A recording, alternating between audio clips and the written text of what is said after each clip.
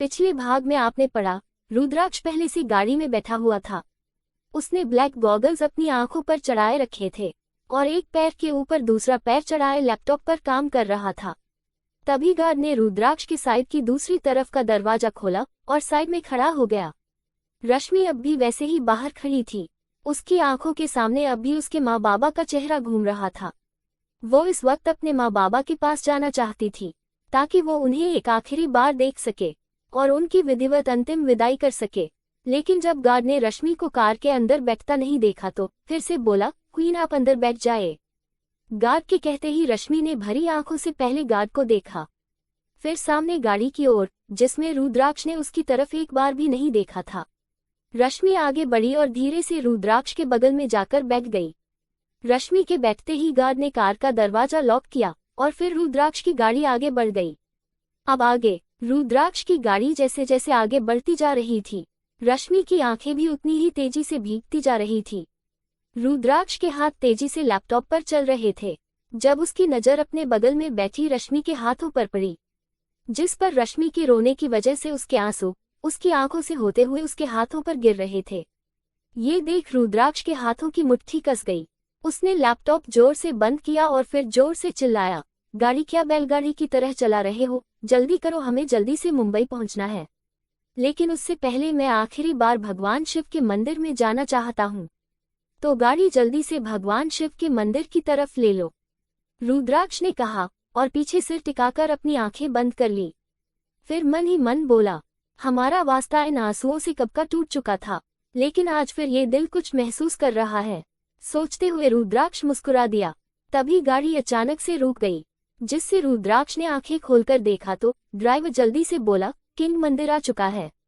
Driver ने कहा तो रुद्राक्ष अपनी साइड की तरफ का दरवाजा खोलकर गाड़ी से उतर गया। रुद्राक्ष की गाड़ी के रुकते ही रुद्राक्ष की गाड़ी के आगे पीछे चलने वाली सभी गाड़ियां एक साथ रुक गई। तभी एक गार्ड जल्दी से आया और रश्मि की तरफ का दरवाजा खोलकर खड़ा हो गया। रश्मि भी गाड़ी से बाहर आई और फिर भरी आंखों से अपने आसपास देखने लगी तो उसे अपने सामने वही भगवान शिव का मंदिर नजर आया, जिसकी सेवा वो अपने माँ बाबा के साथ बचपन से करती आई थी। और उसी शिव मंदिर के पीछे रश्मि का अपना घर था, जहाँ वो अपने माँ बाबा के साथ रहती थी, जहाँ उसका बचपन बीता था। रश्मि भागकर अपने घर जाना चाहती थी जहाँ उसके माँ बाबा थे, लेकिन तभी उसकी नज़र सामने खड़े उन लोगों पर पड़ी जो विक्रम के साथ थे। वही दोनों आदमी अब तक वहीं खड़े थे। चाहकर भी रश्मि की हिम्मत नहीं हो पा रही थी अपने घर तक जाने की। रुद्राक्ष ने एक नज़र रश्मि की तरफ देखा, फिर उस तरफ जिधर रश्मि की नजरें थी। रश्मि इस वक्त वहां खड़ी अपने घर की ओर निहार रही थी। रश्मि अपने घर की ओर कदम बढ़ाने का सोच ही रही थी जब उसे अपने बाबा के आखिरी शब्द उसके कान में गूंजे। रश्मि के अपने घर से भागने से पहले जब रश्मि ने विक्रम के सिर पर वार किया था, तब वो बेहोश होकर उसके ऊपर ही गिर पड़ा था। तभी रश्मि उठकर अपने माँ बाबा के पास आई थी और उन्हें उठाने की कोशिश कर रही थी। बाबा उठिए, माँ आप उठिए ना, बाबा माँ, रश्मि रोते हुए उन दोनों को हिला रही थी कि तभी रश्मि के बाबा की आंखें हल्की हल्की हिलने लगी। रश्मि ने देखा तो जल्दी से अपने बाबा के पास आई।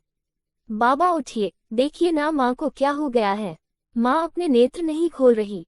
बाबा उठिए, रश्मि बोली और उन्हें उठाने लगी तो रश्मि के बाबा ने उसका हाथ पकड़ उसे रोक लिया और बोले, रश्मि हाँ, हमारी बात सुनो, हमारे पास वक्त ज्यादा नहीं है। आप यहाँ से चली जाए और फिर वापस मत आना। तुम्हें हमारी कसम, कहते हुए उसके बाबा ने आंखें वापस मूंद ली। तभी रश्मि को एहसास हुआ दरवाजे पर कोई आ रहा है, जिसे देख रश्मि पीछे के दरवाजे से बाहर निकल गई। तभी क्वीन चले, गार्ड की आवाज से रश्मि अपने आप में वापस आई और फिर रुद्राक्ष की तरफ देखा जो मंदिर की तरफ ही जा रहा था। रश्मि भी सिर नीचे किए आगे बढ़ गई। रुद्राक्ष मंदिर के अंदर पहुंचा, तभी रश्मि भी रुद्राक्ष के बगल में आकर खड़ी हो गई। दोनों शिवलिंग के पास आकर खड़े हो गए। आज उस मंदिर में दूसरे पुजारी थे जो शिवलिंग का अभिषेक कर रहे थे। वो पुजारी रश्मि के बाबा के सबसे अच्छे मित्र थे और इस मंदिर की सेवा में उसके बाबा के साथ अक्सर लगे रहते थे। रुद्राक्ष और रश्मि वहीं खड़े थे। पुजारी ने पलटकर देखा तो अंकित ने आकर रुद्राक्ष के पूजा की सारी सामग्री उनको थमा दी और फिर कहा, आज मुंबई के किंग की शादी थी और ये है हमारी क्वीन, अंकित ने रश्मि की ओर देखकर कहा। तो पुजारी जी ने मुस्कुराते हुए रश्मि की तरफ देखा तो रश्मि पुजारी जी के चरणों में झुक गई और उनके चरण छूने लगी, जिसे महसूस कर पुजारी जी को किसी की याद आ गई। रुद्राक्ष भी पुजारी के चरणों में झुक गया और उनका आशीर्वाद लेने लगा। पुजारी जी मुस्कुराए और दोनों को आशीर्वाद देते हुए बोले, सदा सुखी रहिए। आप दोनों की जोड़ी पर हमेशा महादेव और मां पार्वती की कृपा बनी रहे। पुजारी ने कहा तो रश्मि और रुद्राक्ष अपनी अपनी जगह पर खड़े हुए। फिर पुजारी जी ने उन दोनों के साथ पूजा शुरू कर दी। दोनों साथ में पूजा कर रहे थे। उन दोनों की पूजा जैसे ही पूरी हुई कि तभी अंकित को किसी का फोन आ गया और फिर वो रुद्राक्ष से कुछ बात करने लगा। इसी बीच जो दूसरे पुजारी जी वो काफी परेशान लग रहे थे, क्योंकि जो शिव मंदिर के मुख्य पुजारी यानी कि रश्मि के बाबा अभी तक मंदिर नहीं आए थे। वो एक कोने में खड़े थे। तभी श्याम बाबा, रश्मि ने कहा, जिसे सुन वो दूसरे पुजारी जी चौंक पड़े। तभी पुजारी जी पलटे तो देखा रश्मि की आंखों से निकलते आंसू उनके चरणों पर गिर रहे थे। रश्मि, उस दूसरे पुजारी जी ने पहले रुद्राक्ष की तरफ देखा, फिर कांपते होठों से उनके मुंह से निकला।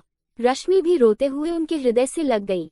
रश्मि बिटिया, ये आप पुजारी जी के बोल अटकने लगे थे। श्याम बाबा, वो हम कहते हुए रश्मि रोने लगी थी। श्याम बाबा की भी आंखें भरी आ रही थी। फिर वो किसी तरह बोले, रश्मि बिटिया, आपने विवाह कर लिया। वो भी बोलते बोलते फिर वो रुक गए, लेकिन फिर तभी उनके मुंह से निकला, महेश। उनका बोलना था कि रश्मि और जोर जोर से रोने लगी। उसकी आंखों के आगे उसके माँ बाबा का खून से लथपथ चेहरा आने लगा। रश्मि का इस तरह रोना पुजारी जी को किसी भारी आशंका की अनुभूति दे रहा था। बोले, रश्मि बिटिया, महेश वो ठीक है ना? तो रश्मि ने रोते हुए ना में सिर हिला दिया। तो पुजारी जी की आंखों में भय की रेखा उतर आई। उन्होंने रश्मि की ओर देखते हुए पूछा, तो रश्मि उन्हें जो कुछ भी हुआ उसकी शादी तक की सारी घटना रोते हुए कह सुनाई, जिसे सुन पुजारी जी को गहरा धक्का लगा था। वो अपने आप को संभाल नहीं सके और गिरने लगे। तो रश्मि ने जल्दी से उन्हें पकड़ना चाहा, लेकिन तभी एक दूसरे मजबूत हाथ ने पुजारी जी को संभाल लिया। पुजारी जी और रश्मि ने उस तरफ देखा तो रुद्राक्ष खड़ा था, जिसने पुजारी जी की बांह थाम रखी थी। आप ठीक तो हैं? रुद्राक्ष ने पुजारी जी से पूछा। तो पुजारी जी ने उसके सिर पर हाथ रखते हुए कहा, हमेशा खुश रहिए और बिटिया का ख्याल रखिएगा। इतना कहकर वो पुजारी जी जाने लगे। रुद्राक्ष ने उन्हें जाते हुए देखा तो सोच में पड़ गया। उसका दिमाग बस एक शब्द पर अटक कर रह गया, बिटिया। तभी अंकित ने आकर कहा, चले किंग। अंकित के कहने पर रुद्राक्ष अपनी सोच से बाहर आया और आगे बढ़ गया। उसके पीछे अंकित भी बढ़ गया था, लेकिन रश्मि अब भी वहीं खड़ी थी। रुद्राक्ष ने पलटकर देखा तो अंकित की तरफ देखकर उसे इशारा कर दिया और मंदिर से बाहर चला गया। दूसरी तरफ वो दूसरे पुजारी जी भागते हुए मंदिर के पीछे गए, जहां रश्मि का अपना घर था। लेकिन अब वहां विक्रम के कोई आदमी नहीं थे, क्योंकि उन दोनों ने रुद्राक्ष और उसके बॉडीगार्ड को उस तरफ मंदिर के बाहर देख लिया था, इसलिए तुरंत वहां से भाग खड़े हुए थे। जब वो घर के अंदर पहुंचे तो देखा रश्मि के माँ बाबा अब भी वैसे ही खून से लथपथ जमीन पर पड़े हुए थे। ये देखकर उनकी रूह कांप गई। वो अंदर गए और अपने मित्र के सिर को अपने गोद में थाम लिया। कुछ क्षण पश्चात रुद्राक्ष और रश्मि मुंबई में पहुंच चुके थे और उधर रश्मि के माँ बाबा का भी श्याम जी ने अंतिम संस्कार कर दिया था। जारी है लेखिका प्रियंका गुप्ता। आपको आज का भाग कैसा लगा कमेंट करके जरूर बताइएगा।